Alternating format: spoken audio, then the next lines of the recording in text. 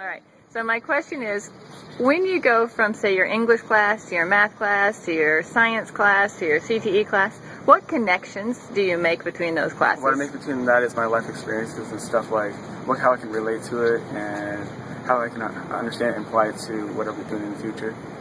And do your teachers help you make those connections?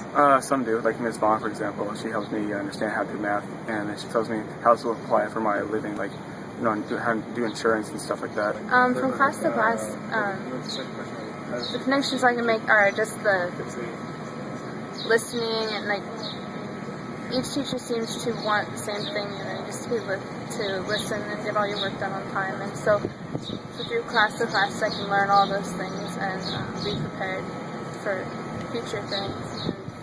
And it helps with my work ethic and whatnot. Absolutely none at all. I mean, well, probably the biggest switch is between, like, for me, 4th, 5th, and 6th period, because it goes from English to Spanish to chemistry, and the tie between is very limited. Like,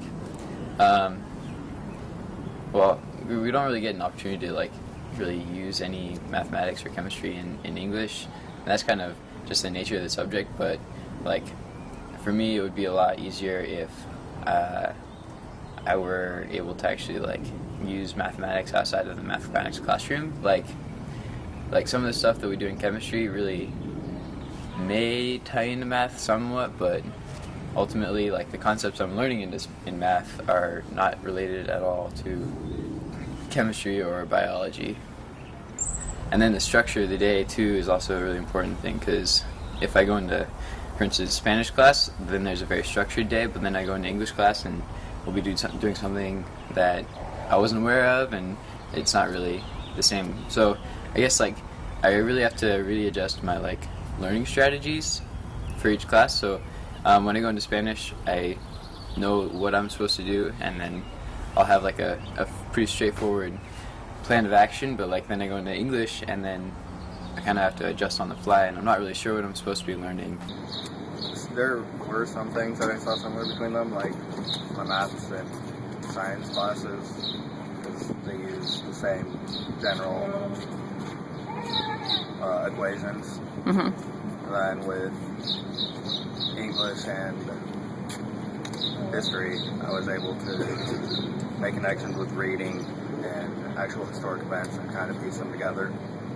And of course, history with science for the same general reason, just the history of the sciences, like where it all started, where the equations came from.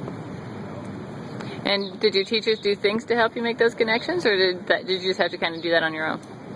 Generally, through the note-taking, there'd be, like, some, like, comparisons between the two, or some of the classes, like what equations would be needed and what it would look like in a different math setting for science, or the history of the sciences, where, like, it originated, who led on to those discoveries. The biggest connection is that they're all AP classes, or they're mostly AP classes at least, and so because it's all run by the College Board and AP Central, that kind of stuff, they all have a similar kind of logic to them, but even within different classes, because the tests are different, there are different strategies that are used and taught. No. There's outside, you go inside, and they're not connected at all. Throughout all my classes, I just try to relate them to my life personally, how I can use what's going on in the class in my real life, and things outside of school. And what do you think is the goal that your high school has set for you as a student? Do you have any? I don't know. The goal for Heritage High School is for me to have an understanding how to apply this for my living outside of school, and helps me to learn how to be successful and be able to apply this to my living again. To graduate? They want you to graduate and learn things and do good on tests. Well, they want me to be experienced, so I can go to a place and they can trust that I'll be good at what they want me to do.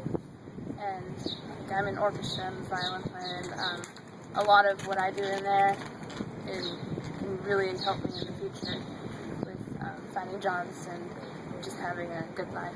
And how so? Well, I'm a leader in the whole orchestra, so I take on the top role besides the teacher.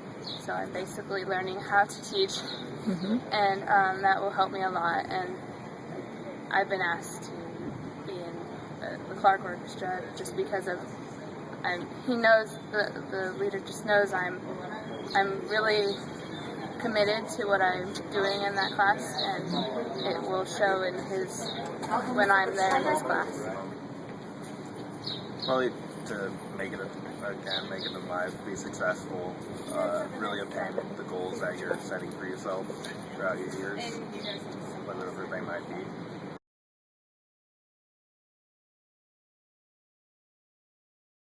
I think that they're just trying to get us to have a grasp of what's going to actually happen outside of school and try to help us realize what it's going to be like outside of high school and outside of college in a real life when we're older and have real jobs. So. Okay. And you think you're prepared for a real job? I believe so. I think I can handle Excellent. it for the most part.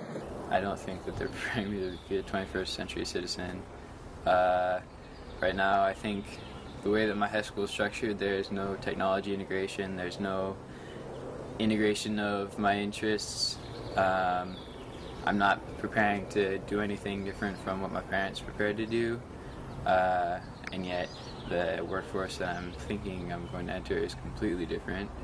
Right now, I'm learning things that I honestly think I will never use again, and I'm not just saying that because it's like the common high school response, but because I actually legitimately think that. Like, I think at this point I have a solid enough foundation in subjects like history and English that I don't think that what I'm learning right now is applicable to the rest of my life, and I think at this point I should be able to explore my own interests further instead of just preparing for a standardized test.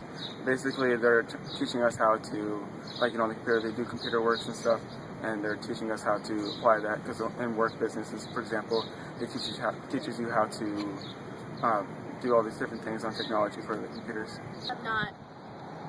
Because you say that with confidence. I'm only a freshman. I have things to learn. And what do you think you would need to learn to be ready to go into the world of work?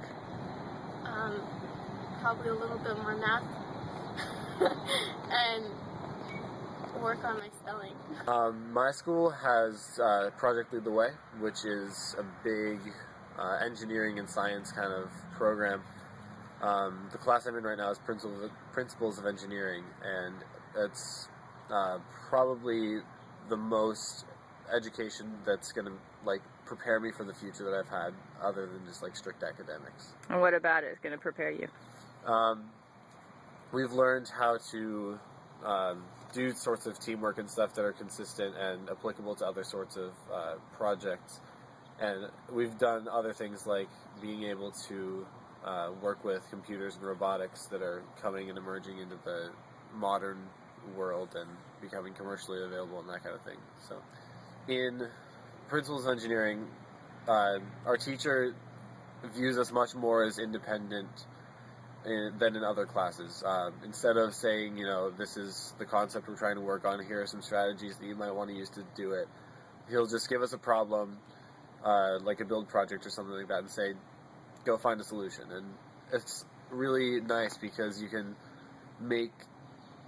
come up with some ideas that you think are going to be able to solve this problem, and even if they don't, you've known that that's a mistake. And I think when teachers just teach how to do it instead of letting you try and find that out, you know how to do it sort of, but I mean, if you make a mistake, you can go back to it and you'll be like, that was a really dumb mistake, but why not be able to make the mistake and understand it, and then you have a more solid understanding of what the actual problem is and how the solution is going to work. And when you don't know how to do it and you make a mistake, what are some strategies that you're a teacher or that you have discovered that helps you solve the problem?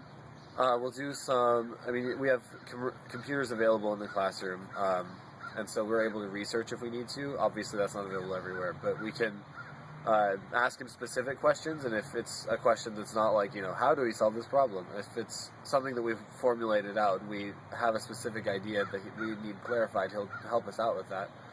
Also, we'll just do trial and error, testing different systems that we think are going to be able to solve this problem, and we'll modify them based on the results we get. So. And how do you think that those strategies are going to help prepare you for the world of work that you're going into? I think it's going to help because in the world that I'm going into, there's not always going to be a teacher that's there to tell you, what the answer is. You're going to have to find an answer, sometimes without any help at all. So I think it's good because that has helped me be able to have that kind of problem-solving ability. So what do you think Oprah would say that you're most prepared for in this world? Oprah would definitely say that, you're a very good people person. You have anger problems, but it's okay because everyone has difficulties. She would say to not give up and to graduate and to get up in the morning and keep going and be nice